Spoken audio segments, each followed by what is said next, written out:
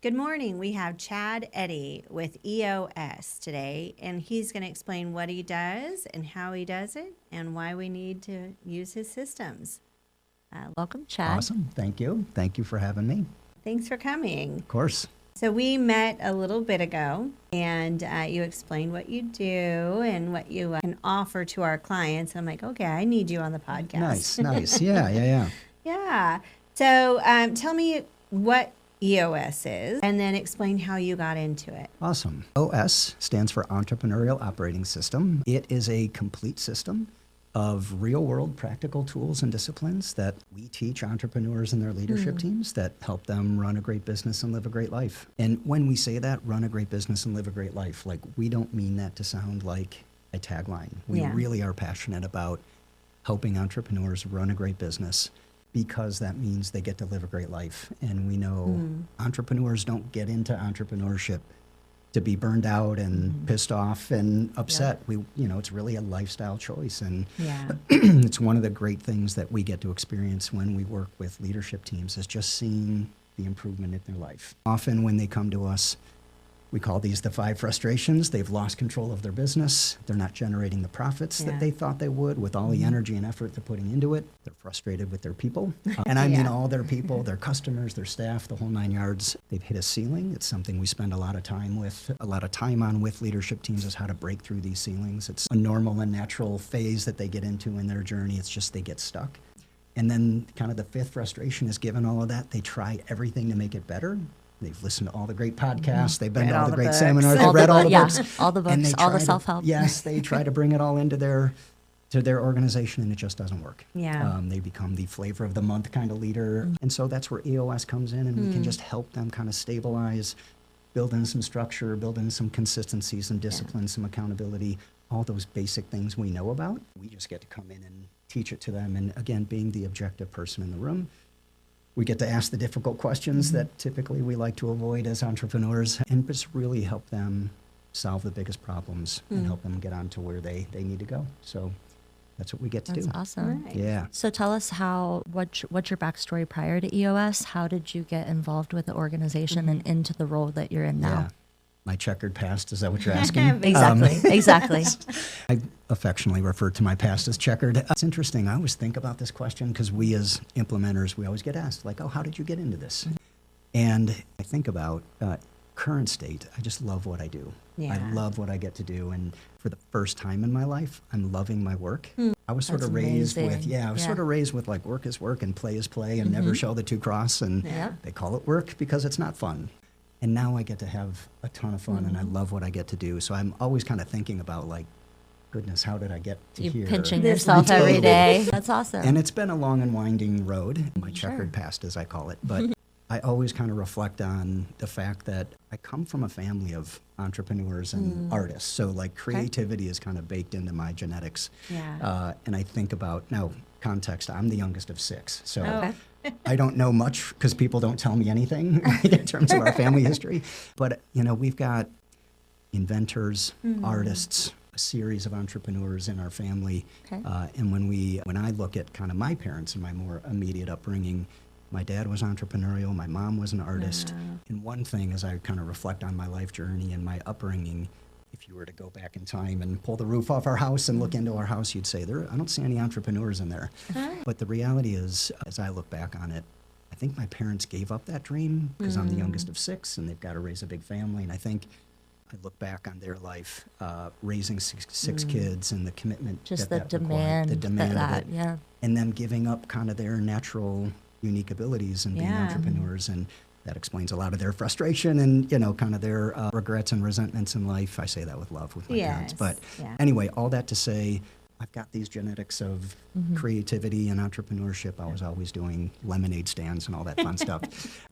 But certainly when it got to my career journey, I think I just lacked that confidence, and certainly overcome with fear of, like, what does it mean to go out on your own, and can I do this thing? So as an artist, naturally, I went into accounting. That's, makes sense. Makes perfect sense. So my career started in accounting. All that to kind of say I did the safe thing, which is what I saw my parents do. And I'll come back to connect that dot in a minute. But got into accounting. I love having an accounting background because you get the basics of business. And I'm not a numbers person. I'm an artist, and creative accountants get in trouble. So I realized I shouldn't stay in accounting. I was wondering if you were going to wind it to there. Yeah. So I shouldn't stay in that career for too long. And it wasn't me. So kind of in my journey learning kind of where did I get my energy versus where did my energy just get sucked out of my. So I did accounting for about 5 years. All the while I was always dabbling in startups. Okay. So that was my, entrepreneurial gene kind of pulling me toward what I should be doing. Always dabbling in startups and trying to create, crazy ideas. But left accounting, I got into consulting, which was fun because that got me closer to the customer. It was a little more process oriented, which I loved that. But again, during that tenure, I was starting up businesses on the side or helping my friends run their businesses. In 2014, I put my corporate career behind me forever and finally bit the bullet and took ownership of and led a small business as CEO for about 9 years, not quite 9 years. So that was really my leap into entrepreneurship and kind of betting on myself as I kind of think of that. And again, kind of looking back at my parents and kind of their journey, I saw myself doing what they did. Now, again, they made sacrifices to raise a family, and I was doing the same thing, doing the corporate thing and, raising a family and having to provide. But I had this entrepreneurial thing pulling at me and realizing. Just constantly tugging. And it's like, life is too short. I need to honor and respect that voice in the back of my head. And I didn't want to be what my parents were, which was resentful and regretful that they didn't kind of pursue their passions, although I love that they took care of us the way they did. So anyway, that encouraged me, just take a leap. Like every entrepreneur at some point, you just take the leap. So ran a small business for about 8+ years. In the middle of that, went through a turbulent time, like most entrepreneurial journeys, like staring your last paycheck in the face kind of thing. And I had Traction sitting on my shelf for months. Everyone was raving about Traction, and it's like our business was in trouble, and it was like, ooh, maybe we're not going to continue this anymore. I should probably prepare for my next thing, and really kind of learning about myself as an entrepreneur and all the failures and mistakes, and finally sat down and read Traction. And was like, oh my gosh, I should have read this years ago, just to help be a better entrepreneur and a better leader and run a better business. So I was reading it over a weekend, and my wife was like, are you taking notes? I'm like, yes, I'm highlighting, I'm taking notes. That's a good book. It's a great, it's very textbook oriented, and showed up on a Monday with my leadership team, and I just said, this is how we're going to run our business moving forward. We're going to do this thing called EOS. Don't worry, I've downloaded all the tools, and I filled them all out for us, which I don't recommend.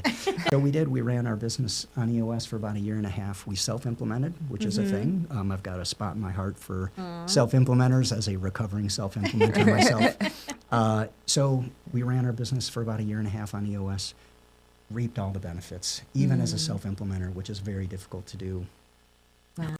All the while, too, I started to meet other business owners that were running on EOS. Okay. And they seemed much happier than me. Like, after me running a great business and living a great life, I'm like, what are you guys doing that I'm not? Yeah. And because I'm running on EOS, right? Yeah. And they were like, well, who's your implementer? I'm like, I am. What do you mean who's my? I knew nothing about Oh implementers. my goodness. So I was like, oh, maybe I should look into this.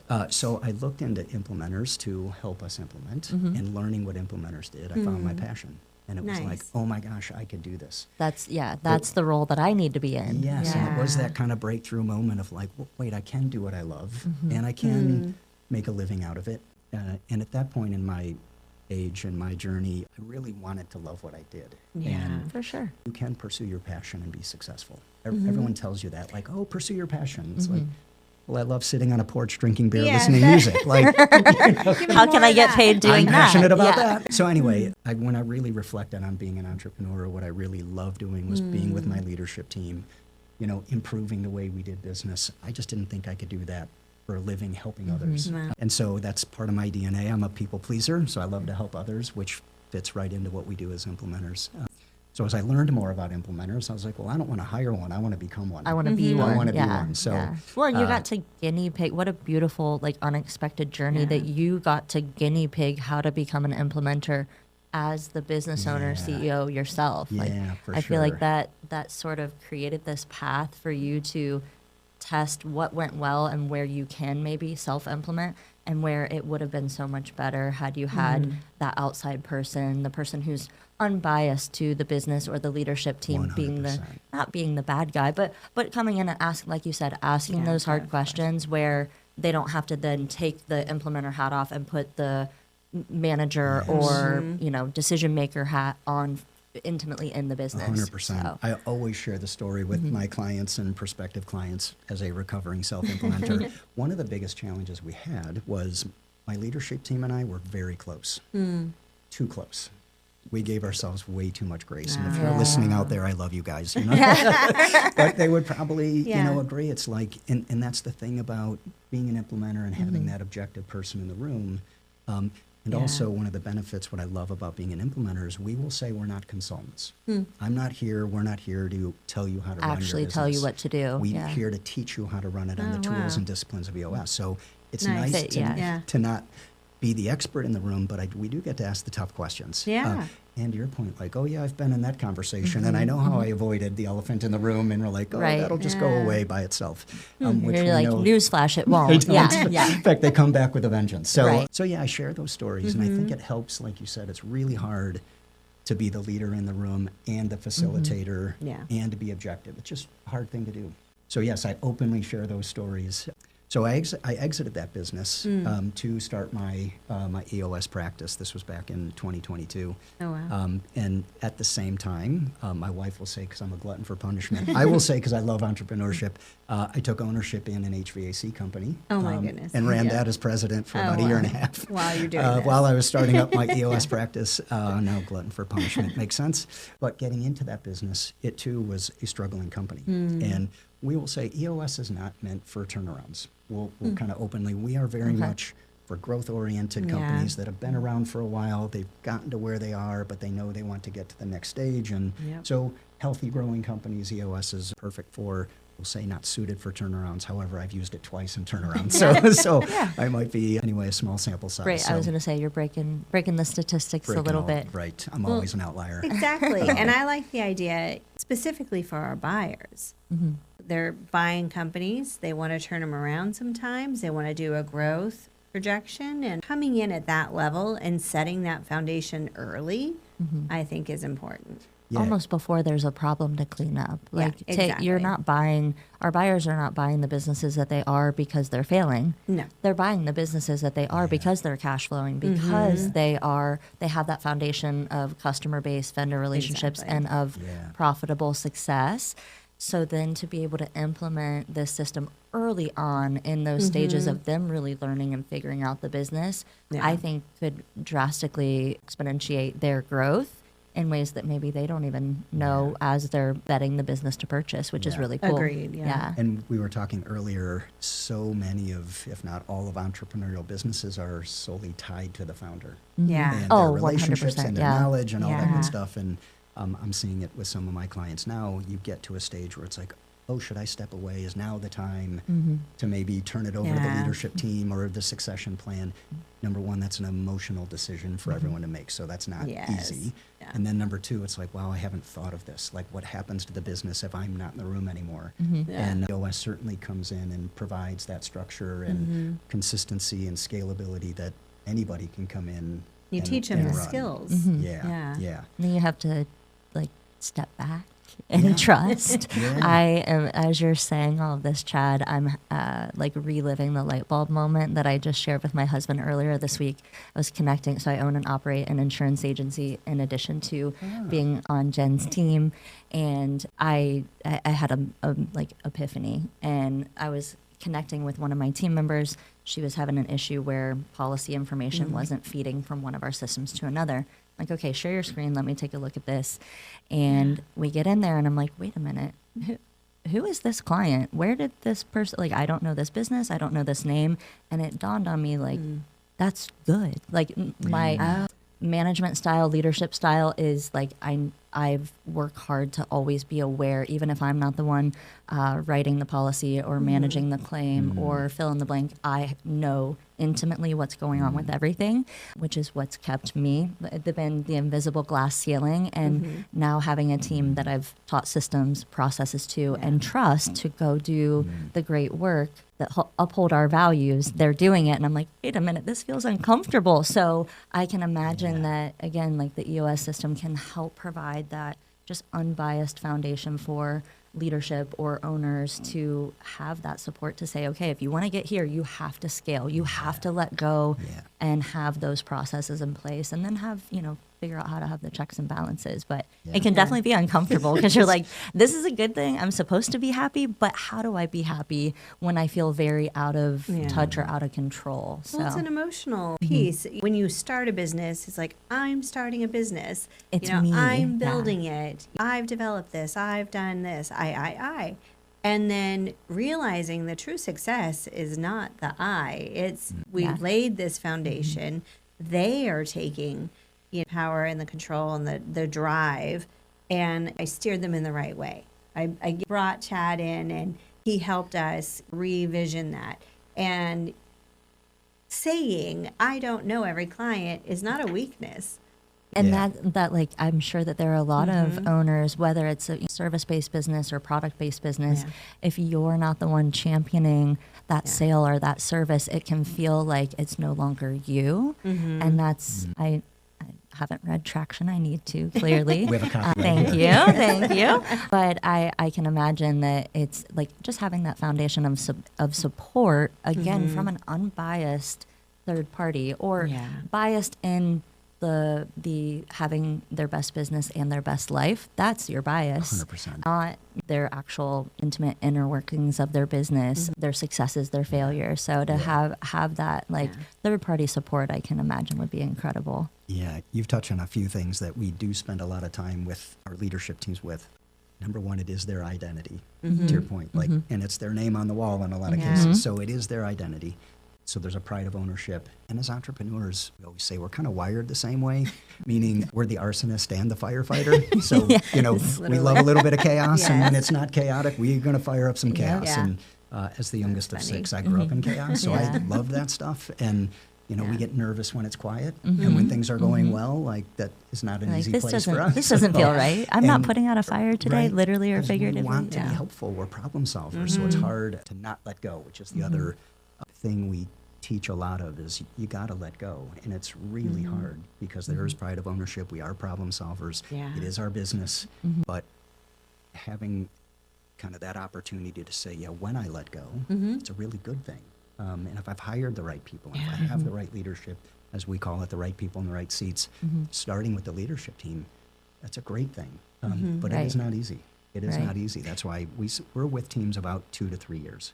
And people go, wow, that's a long time. First of all, that goes by very fast. In the blink of an eye. And as much as the tools are the tools, like we're going to teach them the tools and disciplines, it's more the human side and the change management side of like, wow, this feels different. I'm not used to having a say in everything or having my hands in everything. But you can also see the sense of relief for the leaders. It's like, you've hired me to do these things. Let us do Let me these. go do it. Yeah. But it's not easy. It's not easy. No, I've been there. Yes, yes. Yeah. So that's a little bit about my journey to the HVAC company, kind of to your comment about kind of the experience as an implementer.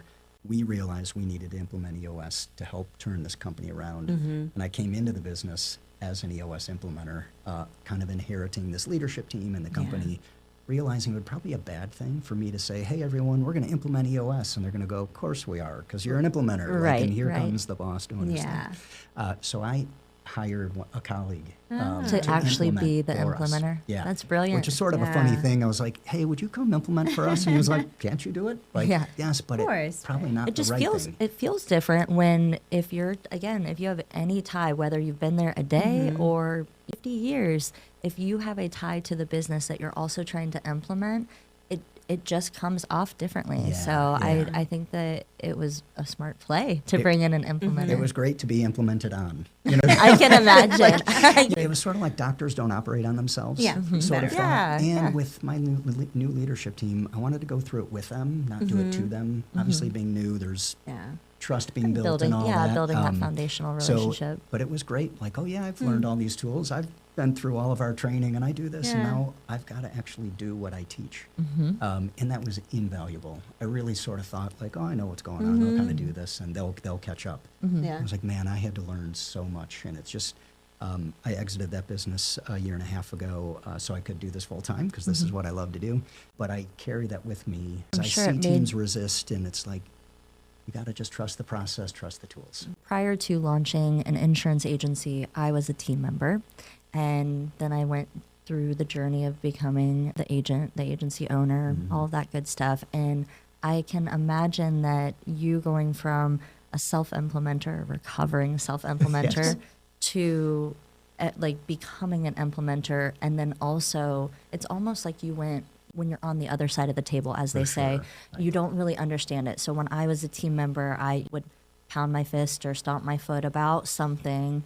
And then it wasn't until I truly got to the other side of the table as an agent that the light bulb would go off, and I'd be like, oh, okay, I still disagree, or now I understand why and I get it, or fill in the blank thing, but you just can't feel what it feels like until you're in that seat. And it's almost like, Chad, you went on the other side of the table and back, or like the table is really a triangle, and you Yeah. went like around Three. it a couple times Yeah. to go from self-implementing as the business owner with the long history to the implementer and then being implemented on. Yeah. I think that that's incredible, and it speaks, it has to be something that differentiates you from your colleagues in EOS as an implementer. Share with our listeners maybe some like key specifics on the type of business owners or businesses That's great. that would be most aligned with your services. How can they identify themselves, and how can we identify them for Awesome. you? Thank you. As we kind of say, our sweet spot, our target market, if you will, privately held companies,